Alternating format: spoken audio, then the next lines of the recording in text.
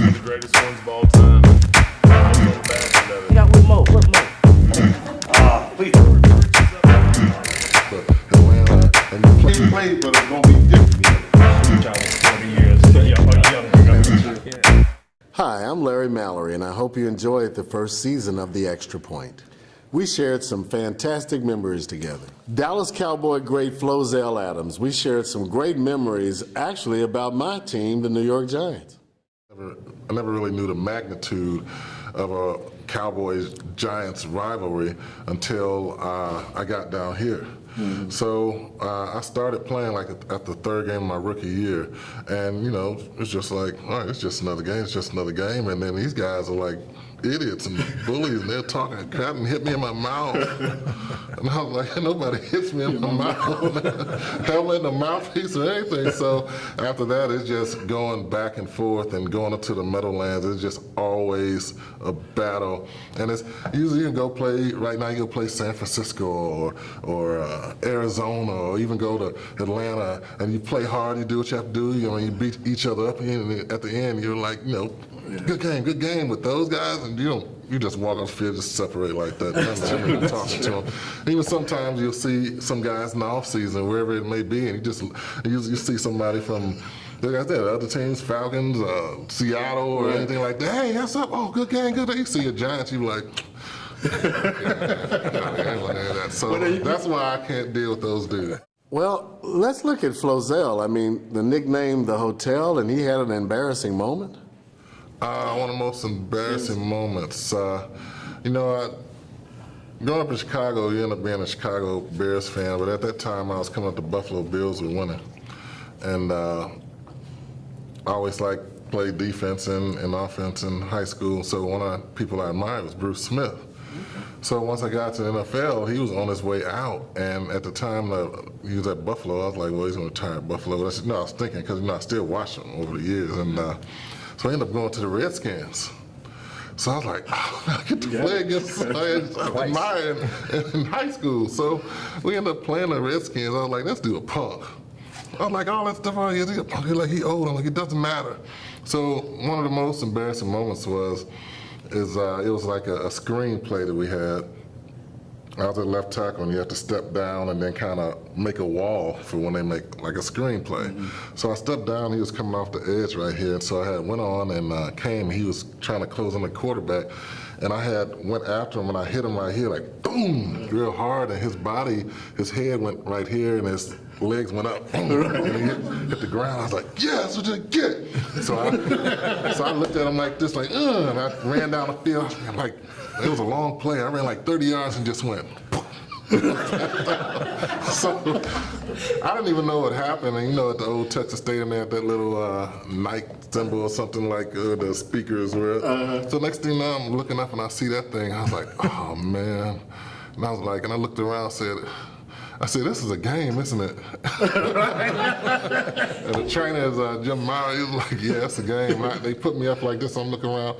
I said, this is really a game. I'm like, I got knocked out in the game. Right. Yeah, he'll do all that stuff too. And he was like, yeah. I said, you guys are gonna laugh at me tomorrow. He was like, yeah, we are. So that was one of the most embarrassing moments right there. Well, Cleve Roberts was a guest on our first episode of The Extra Point. He talks about his experience in Super Bowl 34. Man, we lost on the last play of the game as the buzzer sound, and it started out as it was an all go, and Steve flushed out. KD was on a all go type fade. He came back, cut across, and Mike Williams hit him at the 2-yard line, which KD should have ran through that leg tackle. We can edit that out. But he stretched out from me to you, and the ball came up this much short on the last play of the game. Where I saw Kevin Dyson, where I saw where he was at, I'm running down the field, arms up, like, oh, damn, that's $53,000. That's right. And we all talk about, how big of a hillbilly I am. But so we came in the first loser. And they did a story in USA Today the next year because I sold my ring and I bought my first bass boat and I bought a 17-foot skeeter. Yeah. And I'm like, man, why would you sell your Super Bowl. I said, I didn't sell a Super Bowl ring. I sold a AFC Championship ring, and I bought a bass boat. So what am I going to do, walk around with a ring for the first loser? I'm like, I don't think so. Well, our guest Cleve Roberts also showed his love for the Rams quarterback. You know, unfortunately, every year about January, February, I get to see it. It'll go down as one of the greatest ones of all time, and I was on the bad end of it. And everybody wants to talk about Kurt Warner, what a great guy he was, but I really don't like him. Well, then, without a doubt, of course they made fun of me on the show. And now, the star of our show, the man who never played against Flozell Adams, but claims if he did, Flozell never would have been a match for him on the field. And now the man who throws a baseball like a little girl. And now the man who never smiles. And now the man who only watched Pro Bowls and Super Bowls. But we love him anyway. Give it up for the star of our show, Larry Mallory. And they made more fun of me. That's great. Hold on one second. We have a ringing. What time? I got it right here. Go. All right. We're not holding on, we're gonna put that on. Oh, okay. All right. All right, go ahead. Are you sweating? I am. Take your time. Okay. Sports area, and then we'll talk about some of the community stuff. You ready? Okay, Larry. Okay. So starting with Cliff. However you want to start. Yeah. And help me one more time. Cliff was. Yeah, he played 13 years. I want to know why that helmet is like kryptonite to Flozell. This helmet? Oh, yeah, he won't go near it. I want to know if there's a reason, if it's jinxing the cup. But I was not the only one to have issues on set. He's going to have the best. Fumble! Nice save. Hey, good hands, Red. That's the only quick. Nice hands. Bates. That was good. Peace by drive. I was really trying so hard not to mess that up. Started out playing street ball like most football players do. Wait, this one wasn't recording. Was it? It was recording before that. It's recording now, I just started it. Start over. Patrick, I know that you do a lot.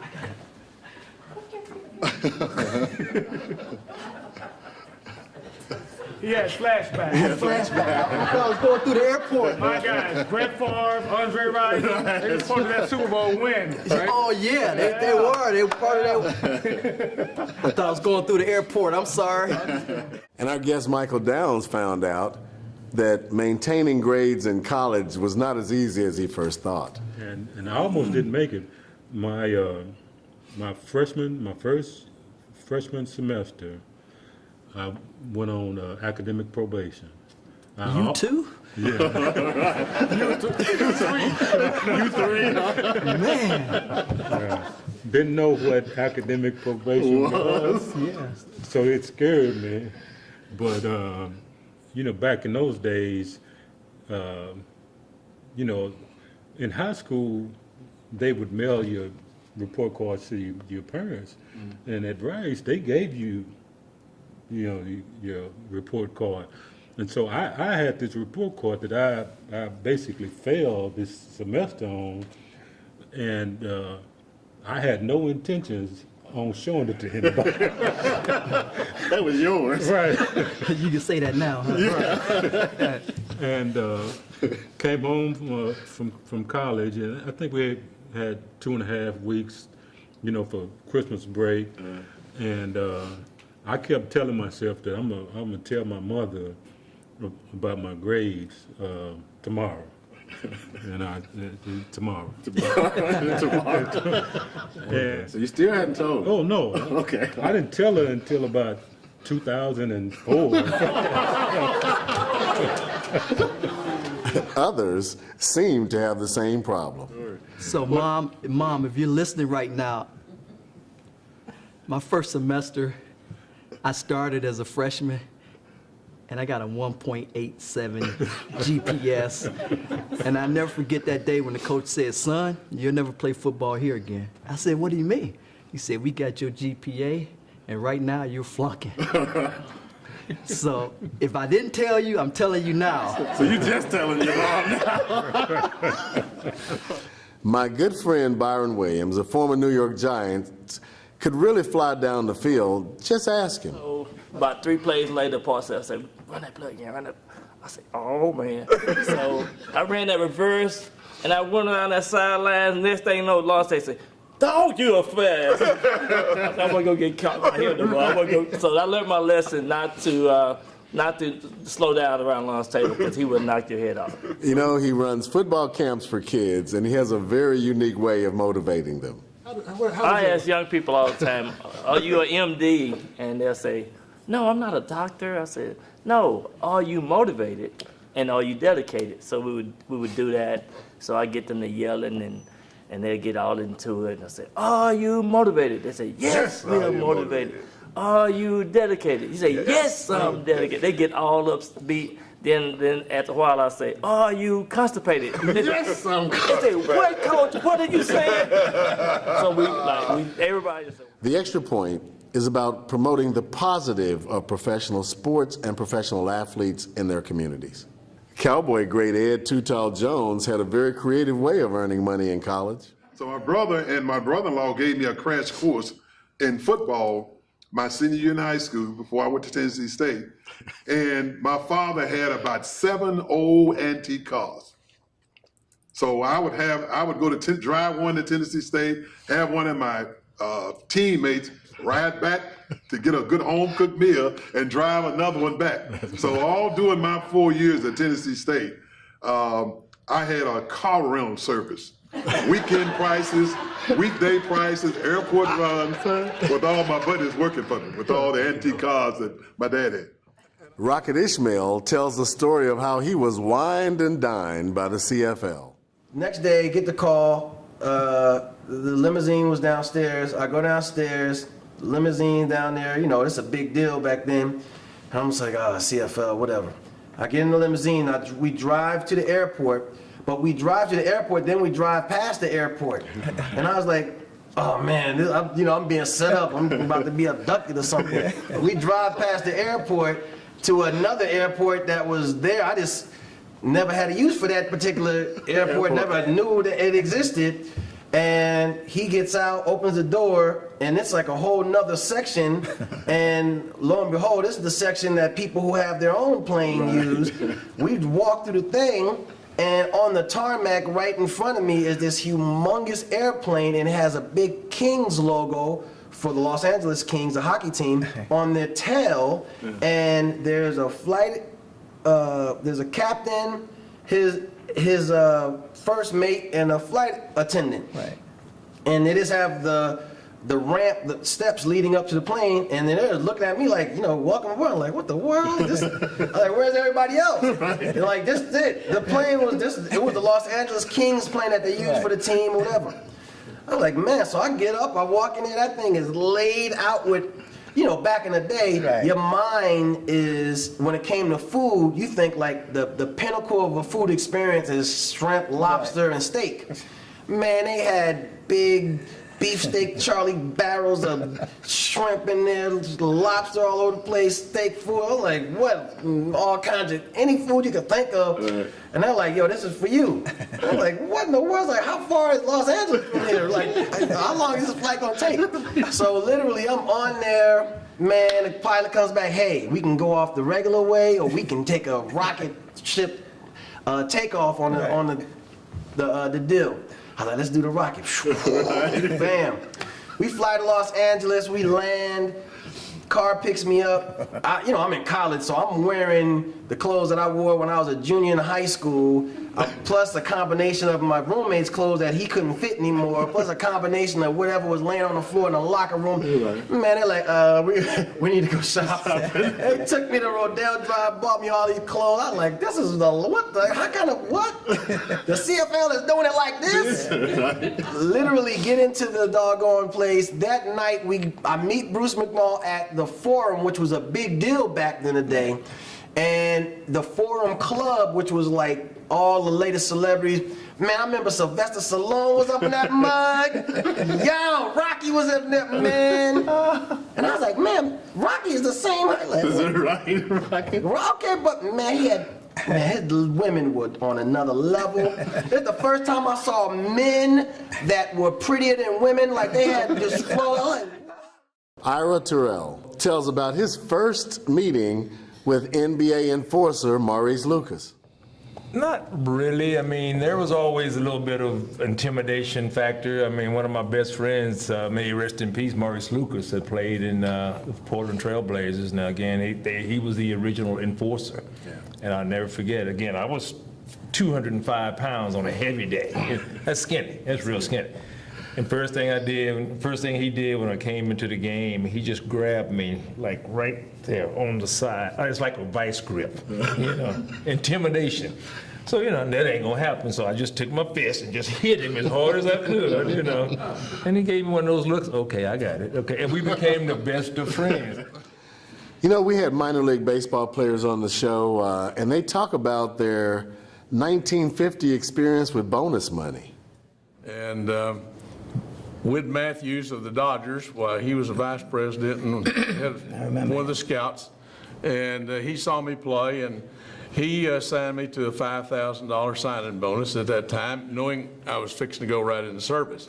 And so I went into service and didn't get to play any ball while I was in there, but that was in 1945. Was that World War I? What? II. I missed World War I. So, at any rate, when I got out of the service was in 1947. I was my first year in pro ball, and we went to Havana, Cuba, the Dodgers in Montreal, and we spent a month down there in spring training.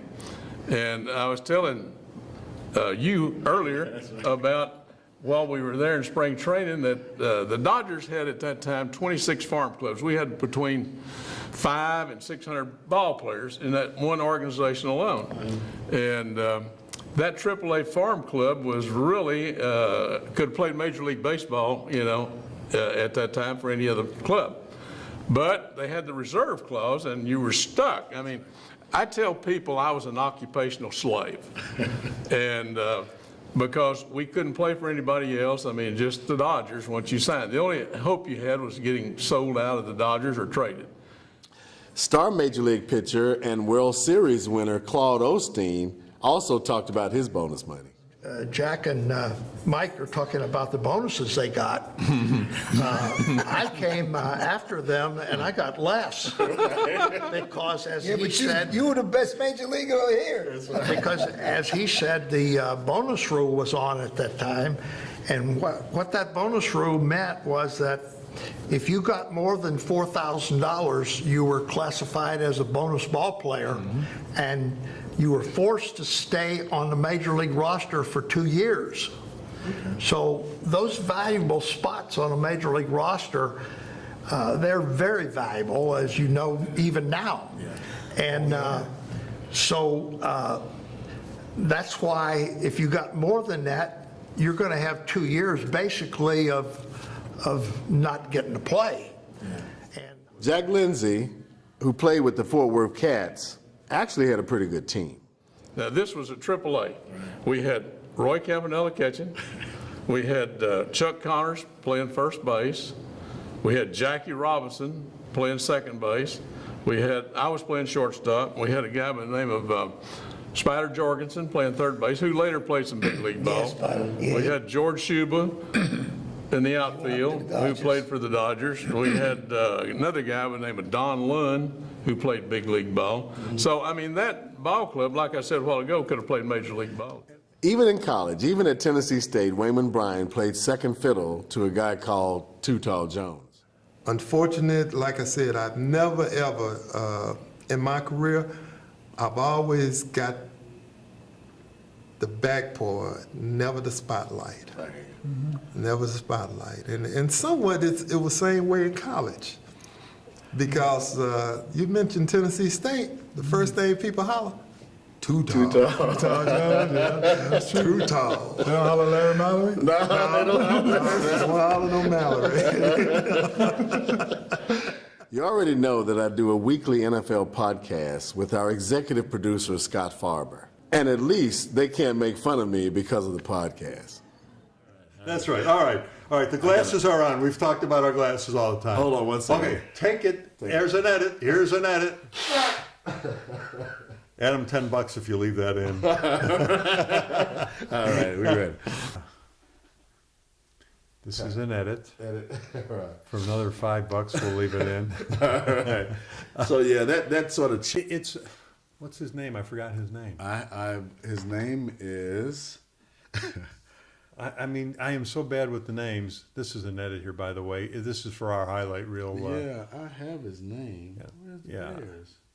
Oh, his name is. I don't have his name. Wait, let me Google it. Over 75 yards. That's pretty impressive. Well, Bear fans are. Oh, hang on. Who is bothering me now? Okay, good. They stopped. It's a 7 a little air. Let me open this too to help. It's warm. 75 degrees in the heat. All right, we better get to some games because. All righty. For the game, and that was not good. For the outtake reel. Right. There's got to be. I thought I had cut this off. I'm sorry. Mitch Trubisky's coach.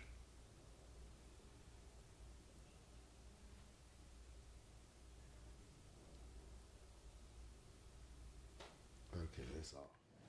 Those are a few of the many highlights from season number 1 of The Extra Point. I hope you got to see them all. In fact, you can go to generationsbroadcastcenter.com and watch our shows over and over and over. Tell everybody you can, email and tweet your friends. Be looking for season number 2 coming soon to the Generations Broadcast Center. I'm Larry Mallory. Thank you for watching.